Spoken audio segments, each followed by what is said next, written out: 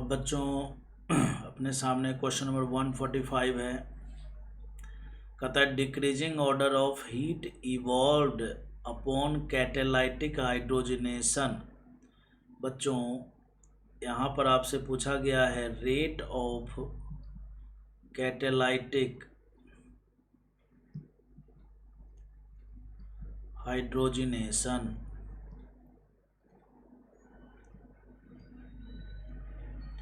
तो rate of catalytic hydrogenation जो होता है बच्चों, इसका रूल होता है इन्वर्सली प्रोपोर्शनल टू क्राउडिंग, है ना, इन्वर्सली प्रोपोर्शनल टू क्राउडिंग। जहाँ पर क्राउडिंग ज़्यादा होगा वहाँ पर हाइड्रोजनेशन का रेट क्या होगा बच्चों, कम होगा। अब सवाल उठता है ये क्राउडिंग हम डिसाइड कैसे करेंगे। इसका सिंपल सा तरीका होता है बच्चों, आप अल्फ़ा एच देखिए, जिसमें अल्फ़ा एच, जिस एल्कीन में अल्फ़ा एच सबसे ज़्यादा होगा वहाँ पर क्राउडिंग भी सबसे ज़्यादा होगा। जैसे बी में देखिए, बी वाले एल्कीन में बच्चों सी डबल बॉन्ड सी के दोनों कार्बन पर अगर मैं देख रहा हूँ तो दोनों कार्बन पर एक एक मिथाइल ग्रुप लगा हुआ है और इधर भी है। और ऐसे नहीं समझ में आए तो आप अल्फ़ा एच देखिए, अपने आप आपको पता लगेगा। देखो यहाँ पर बच्चों अल्फ़ा एच है 3 3 6 4 10 अल्फ़ा एच। इसमें देखिए अल्फ़ा एच कितना है बच्चों, 3 2 5 और 1 6 अल्फ़ा एच। इसमें बच्चों 2 और 1 3 अल्फ़ा एच। और इसमें अल्फ़ा एच बच्चों है 4। समझ में आ गई बात। तो इसका मतलब सबसे ज़्यादा अल्फ़ा एच कहाँ पर है, जहाँ पर क्राउडिंग ज़्यादा है वहीं पर अल्फ़ा एच भी ज़्यादा होगा। तो इसका मतलब सबसे ज़्यादा क्राउडिंग जो है ना, क्राउडिंग के हिसाब से है ना, अल्फ़ा एच का ऑर्डर अगर मैं लिखूं तो बच्चों बी में सबसे ज़्यादा है ना, बी में सबसे ज़्यादा, फिर सी में बच्चों, फिर ए में और फिर डी में। और हमें ऑर्डर को उल्टा कर देना है ना। तो कैटालाइटिक हाइड्रोजनेशन का ऑर्डर अगर हम बात करें तो डी ए सी और बी हो जाएगा। तो डी ए सी बी के हिसाब से बच्चों बी इसका करेक्ट आंसर है। फिर से मैं आपको बताऊं क्या किया मैंने। सबसे पहले आपको ये बात ध्यान रखना है कि जब भी रेट ऑफ कैटालाइटिक हाइड्रोजनेशन बोले तो इन्वर्सली प्रोपोर्शनल टू क्राउडिंग, है ना बच्चों। क्राउडिंग को कैसे हम जज करते हैं, लीनियर अरेंजमेंट, डबल बोन के कार्बन पर लगे हुए ग्रुप को देखिए बच्चों, है ना। डबल बोन के कार्बन पर ग्रुप जितने बड़े बड़े होंगे वहाँ पर क्राउडिंग उतनी ही ज़्यादा होगी। जैसे डबल बोन के कार्बन पर अगर हाइड्रोजन है दोनों में और एक में बच्चों दोनों कार्बन पर मिथाइल ग्रुप लगे हुए हैं, तो डबल बोन वाले कार्बन पर जितने बड़े बड़े ग्रुप होंगे वहाँ पर क्राउडिंग ज़्यादा होती है।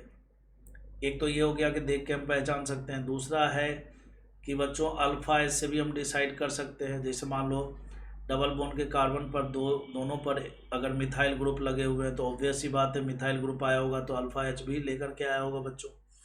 तो अल्फ़ा एच से हमने यहाँ पर डिसाइड कर लिया। अल्फ़ा एच बी में सबसे ज़्यादा, फिर सी में बच्चों 6 है, डी में 3 है और ये है। तो अल्फ़ा एच के इन्वर्सली प्रोपोर्शनल हो गया, एक प्रकार से हम बोल सकते हैं। तो अल्फ़ा एच का ऑर्डर हमने डिसाइड कर लिया बी सी ए डी, है ना। और फिर rate of catalytic hydrogenation just उल्टा हो गया।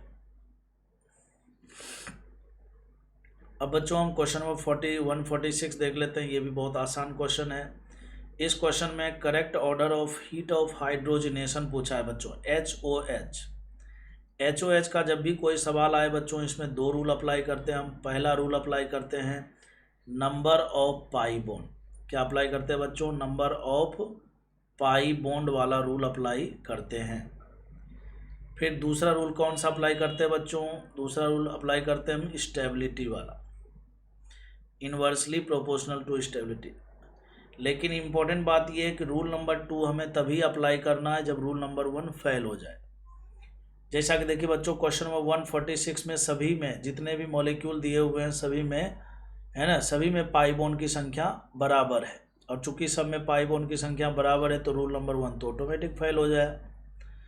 अब बच्चों हम रूल नंबर 2 में आएंगे। रूल नंबर 2 कहता है इन्वर्सली प्रोपोर्शनल टू स्टेबिलिटी। तो बच्चों एल्कीन की स्टेबिलिटी हम कैसे डिसाइड करते हैं, directly proportional to alpha H से। तो बच्चों फिर से अल्फ़ा एच निकालते हैं। अल्फ़ा एच कैसे निकालते हैं, सी डबल बॉन्ड सी के ठीक बगल वाले sp3 कार्बन तो बच्चों 3 और 1 4 अल्फ़ा एच है यहाँ पर अल्फ़ा एच कितना है बच्चों 2 है, यहाँ पर अल्फ़ा एच कितना है 3, इधर से देखिए 3 है और इधर से 2 5 है, और यहाँ पर बच्चों अल्फ़ा एच सबसे ज़्यादा है 3 3 6 और 2 8 है ना। तो बच्चों स्टेबिलिटी डायरेक्टली प्रोपोर्शनल होता है अल्फ़ा एच के, नंबर ऑफ अल्फ़ा एच के, ठीक है ना। तो यहाँ से बच्चों स्टेबिलिटी का हम ऑर्डर डिसाइड कर लेंगे। स्टेबिलिटी के ऑर्डर में डी सबसे आगे आ रहा है, फिर सी हो गया, फिर बच्चों ए हो गया और फिर बी हो गया। अब हमें क्या करना है, एच ओ एच का उल्टा निकालना, ऑर्डर निकालना है बच्चों, तो उल्टा कर देंगे तो बी ए फिर सी और फिर डी हो जाएगा। तो बी ए सी डी बच्चों ऑप्शन नंबर सी इसका करेक्ट आंसर है। मैं उम्मीद करता हूँ कि आपको समझ में आ रहा है और आपको मज़ा भी आ रहा होगा, ठीक है ना।